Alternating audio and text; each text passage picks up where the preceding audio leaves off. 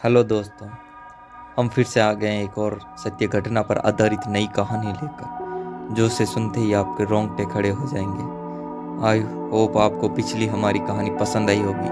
अगर आपने हमारी पिछली कहानी नहीं सुनी है तो इसी चैनल पर उपलब्ध है, आप सुन लीजिए। और अगर आप चैनल पर नए हैं तो चैनल को सब्सक्राइब कर दीजिए और बेल आइकन को प्रेस कर दीजिए, ताकि आने वाली ऐसी सत्य घटना पर आधारित कहानी सबसे पहले आपको मिले सुनने के लिए। तो हम अपनी कहानी शुरू करते हैं। आज की हमारी कहानी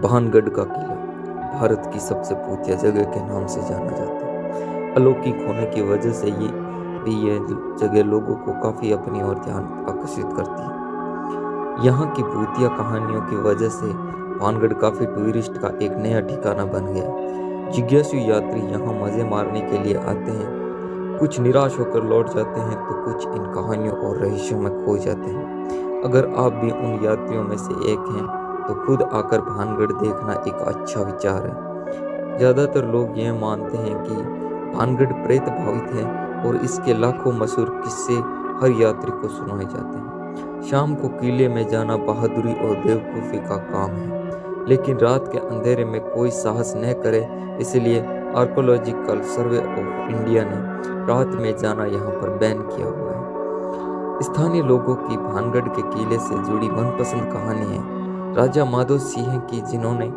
गुरु बालूनाथ की सहमति से यह शहर खड़ा किया था। शर्त सिर्फ ये थी कि महल की छाया उनके प्रार्थना स्थल पर नहीं पड़नी चाहिए, लेकिन अगर ऐसा हुआ तो प्रलय आ जाएगा। लेकिन जब निर्माण पूरा हुआ तो छाया पड़ी और भानगढ़ उसी समय तहस महस हो गया, दोबारा फिर कभी नहीं खड़ा हो पाया। हैरानी की बात यह है कि भालूनाथ का मकबरा अभी भी खंडर में मिल जाएगा। यह कहानी है राजकुमारी रत्नावती की। उनकी खूबसूरती की तारीफ समुद्र के पार तक अलग अलग राज्यों में की जाती थी। जब वो 18 वर्ष की हुई तो काफ़ी लोगों ने उनका हाथ मांगा। इन सब लोगों में एक जादूगर सिंधिया भी शामिल था, जिसे पता था कि वो रत्नावती के लायक तो नहीं है, पर उसने राजकुमारी को अपने जादू के जाल में फंसाने का सोचा। उसने रत्नावती की दासी को बाजार में देखा और उस तेल पर जादू कर दिया जो वो खरीद रही थी। उसने सोचा कि रत्नावती तेल को छूते ही अपने आप जादूगर के हवाले कर देगी, लेकिन उसकी चोरी पकड़ी गई। रत्नावती ने तेल जमीन पर फेंक दिया, जिससे चट्टान बनकर जादूगर को रौंद दिया। मरने से पहले सिंधिया ने भानगढ़ को बर्बाद होने का श्राप दिया, जिसकी वजह से वहां कभी पुनर्जन्म नहीं हुआ। और तो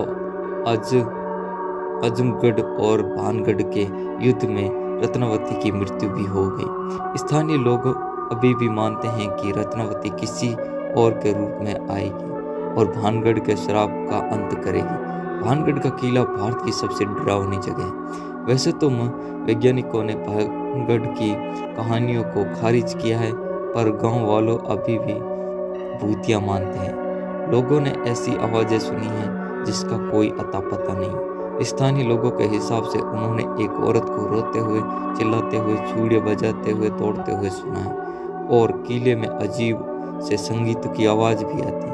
यहाँ के लोगों का अक्सर परछाइयों के साथ साथ किले से अजीब सी गंध भी आती है। कुछ लोगों का लगता है कि यहाँ कोई उनका पीछा कर रहा है, तो कुछ को पीछे किसी ने थप्पड़ से मारा है। दरवाजे पर ताला लग जाता है और रात को किले में एंट्री बैन है। यह कहानी मनगढ़ंत है या असल है, इसका अभी तक कोई पता नहीं चला। आई होप आपको यह कहानी हमारी पसंद आई होगी और हमारे चैनल को सब्सक्राइब कर दीजिए।